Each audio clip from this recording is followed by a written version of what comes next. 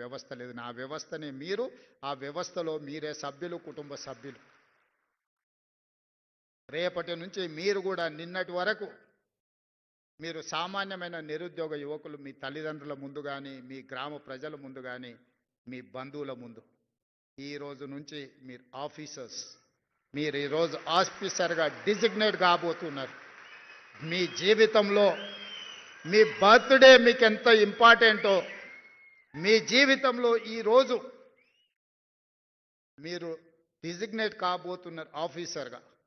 ఈరోజు మీకు అందించబోయే నియామక పత్రం ప్రభుత్వ ఉద్యోగం కాదు, ఇదొక భావోద్వేగం. ఈ భావోద్వేగం తెలంగాణ పునర్నిర్మాణ భవిష్యత్తును 2047 తెలంగాణ రైజింగ్ విజన్ డాక్యుమెంట్ను మీరు ముందుకు నడిపించడానికి ఈరోజు ఈ బాధ్యతను నియామక పత్రము ద్వారా మీ చేతుల్లో పెడుతున్న, దీన్ని భద్రంగా కాపాడి 2047కి దేశంలోనే $3 ట్రిలియన్ ఎకానమీగా ఈ తెలంగాణను తీర్చిదిద్దే బాధ్యత మీది.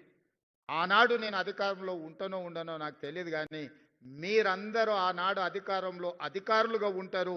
మీదే బాధ్యత తెలంగాణ రైజింగ్ 2047 విజన్ డాక్యుమెంట్ని ఈరోజు నిలబెట్టి ఆనాటికి కాపాడి $3 ట్రిలియన్ ఎకానమీగా ఈ తెలంగాణ రాష్ట్రాన్ని అభివృద్ధి చేసే బాధ్యత మీది.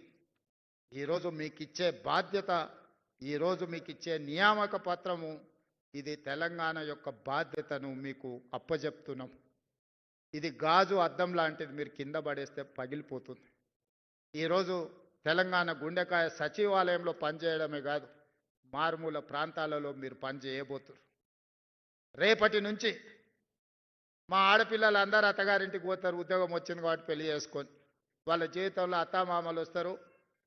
మరి అత్తమామలనే చూసుకోవాలి, తల్లిదండ్రులను చూసుకునే బాధ్యత లేదా అని మీరు అనుకుంటే, ఈనాడు తల్లిదండ్రులు కొడుకైనా బిడ్డైనా సమానంగా చూసుకుంటారు. మా ఆడపిల్లలందరికీ నేను సూచన చేస్తున్నా, మీరు అత్తగారింటికి వెళ్ళిన అమ్మ నాయనను మంచిగా చూసుకోండి, మీరు బాధ్యతగా తీసుకోండి. ఇక మా సోదరులకు చెప్తున్న, కట్నాలు వస్తాయి, కార్లు వస్తాయి, అత్తమామ వస్తారు. ఇప్పటి వరకు ఉన్న అమ్మ నాయననేమో చేదవుతారు, కొత్తగా వచ్చిన అత్తమామనేమో తీపి అవుతారు. నేను చాలా మందిని చూస్తున్నా. అత్తమామను మంచిగా చూసుకోవద్దని నేను అనను, మీ కట్టుకున్న సతీమణితోనే మీరు బాగుండొద్దని నేను చెప్పను.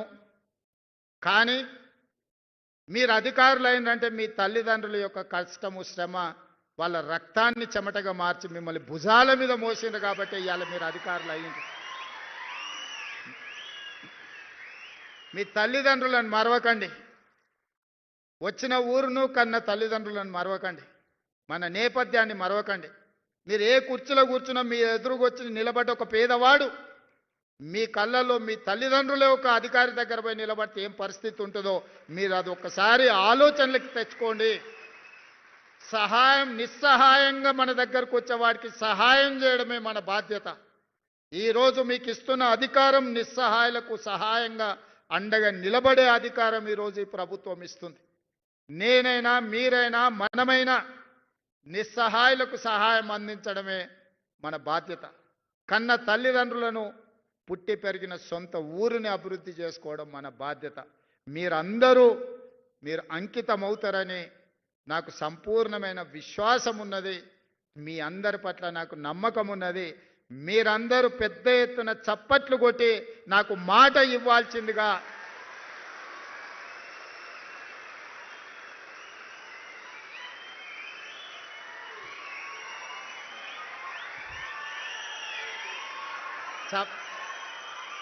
చప్పట్లే కదా కొట్టేసినాం. రేపటి నుండి సార్ చూడబోతారా అని మీరు అనుకుంటారేమో. తప్పకుండా చూస్తా. ఎవరన్నా తల్లిదండ్రులను చూసుకోకపోతే మీ జీవితంలో 10-15% కోత చేసి మీ తల్లిదండ్రుల ఖాతాలు వేస్తా.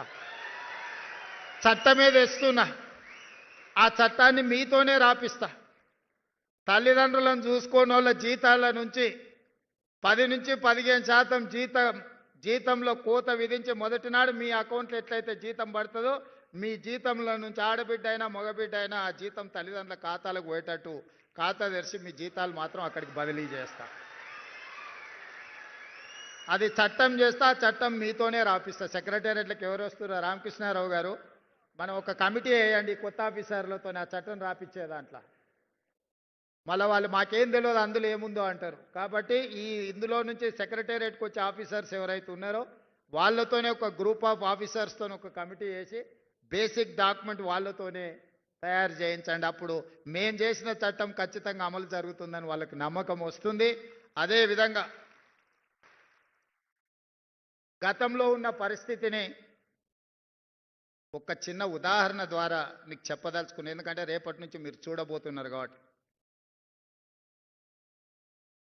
త్రిలింగ దేశం అని ఒక దేశం ఉండేది. ఆ దేశానికి రాజు చంద్రసేనుడు. ఆ చంద్రసేనుడికి ఓ కొడుకు ఓ అల్లుడు ఉన్నాడు, రామసేనుడు హరిసేనుడు.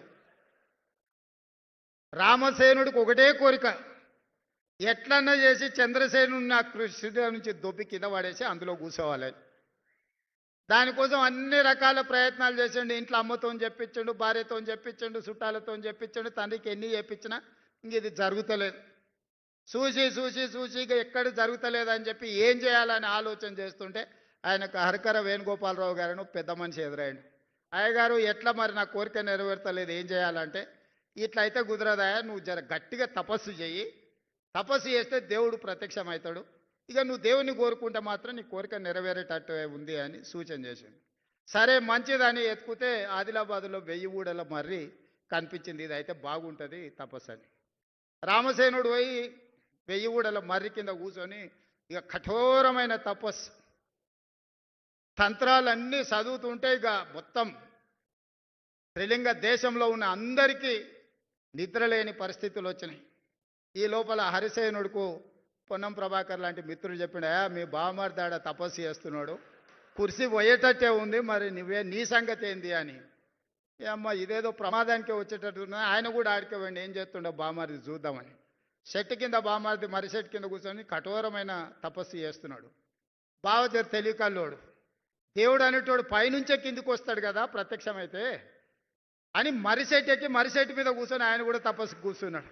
వస్తా వస్తా ఫస్ట్ నా దగ్గరికి వస్తాడు కదా, మనమే ముందుగాల దేవునితో మాట్లాడదామని నిజంగానే మర్రి చెట్టు ఎక్కి కూర్చొని ఆయన కూడా ఇక కఠోరమైన తపస్సులు ఆయన భాగస్వామి అయ్యాడు. ఇక దేవుడికి కూడా నిద్ర భంగం కలిగి ఇలా సంగతి ఏందో చూద్దామని రానే వచ్చిండు. వచ్చేటప్పుడే మధ్యలో హరిసేనుడు కల్పించడు. ఏం భక్త చాలా తపస్సు చేస్తున్నావు, ఏంది నీ కోరిక అని. హరిసేనుడికి అనుమానం వచ్చింది. నేను ఏం కోరినా కింద వాడు బామర్ది ఇంకేం కోరుకుంటాడో తెలియదు, ఈయన సంగతి చెప్తుండని, ఏం లేదు దేవుడా నాకు కన్ను ఓడు అని అడిగాడు. ఆయన అడిగాడు, నువ్వు ఇంత తపస్సు చేసింది నీ కన్ను పొడిపించుకోవడానికి అని. నేను చెప్తా కదా దాని వెనకాల ఉన్న మతలబు, నువ్వైతే పొడువు అన్నాడు. ఓకే నీ కోరిక నెరవేర్చాను. ఒక కన్ను ఓడిచాడు. పొడిచి ఇంకా కిందికి వచ్చాడు రామసేనుడి దగ్గరికి, బావమారి దగ్గరికి. బావమారిదికి బావ మీద అనుమానం, వీడు తెలివికల్లోడు కొద్ది తెలుగు ఆలోచన చేస్తాడని. సరే మంచిదని ఆలోచన చేసి రామసేనుని కూడా అడిగాడు, దేవుడు ఏంది నీ కోరిక అని. ఇక ఎక్కువ ఆలోచన చేస్తే మనకు అసలే తెలివి తక్కువ, ఎక్కువ ఆలోచన చేస్తే అనవసరమైన నష్టం. మా బావ ఏం అడిగిందో దానికి నాకు రెండింతలు అని అడిగాడు. ఇక దేవుడు కూడా అల్క ఉన్నది కదా ఇది అని ఈయన 2 కళ్ళు ఓడిచేసిండు. వానికి ఒక కన్ను లేదు, ఇంటికి 2 కళ్ళు లేవు. ఇక దేవుడు పోయినాక మళ్ళీ ఇద్దరు కలుసుకురు. అరే పరిస్థితి ఏంది ఇట్లా అయిపోయా, ఇట్లయితే ఎట్లయితుంది, మరి ఎట్లా బతుకుదాం, మరి ఇట్లా కుదిరేటట్లేదు, ఇట్లా మనం పని చేసుకునే పరిస్థితి చేయి దాటిపోయిందని. అప్పుడు ఇద్దరు కలిసి ఒక ఆలోచనకు మాలో పెద్ద మనిషిని కలిసిరు. అయ్యా మా పరిస్థితి వానికి ఒకట్లేదు, నాకు 2 లేవు, మా ఇద్దరు పరిస్థితి ఏందని. ఓ పని చేయండి, శుక్రవారం నాడు మక్కా మస్జిద్ కోండి, శనివారం నాడు బిర్లా టెంపుల్ కోండి, ఆదివారం నాడు మెదక్ చర్చి దగ్గర కోండి. ఆడ మెట్ల మీద కూర్చుంటే వచ్చేటోడు పోయేటోడు ఏదో ఒకటి ఇస్తాడు. ఇది బాగానే ఉంది. మరి ఎవడు నడవాలి, బాగా తెలికల్లోడు కదా. అరే నీకు 2 లేవు, నువ్వు నడవలేవు, నువ్వు నన్ను నీ భుజాల మీద ఎత్తుకో, నేను దారి చూపిస్తుంటా, ఇక నువ్వు నడుచుకుంటావా అని చెప్పి బావ బామాటి భుజాల మీద ఎక్కి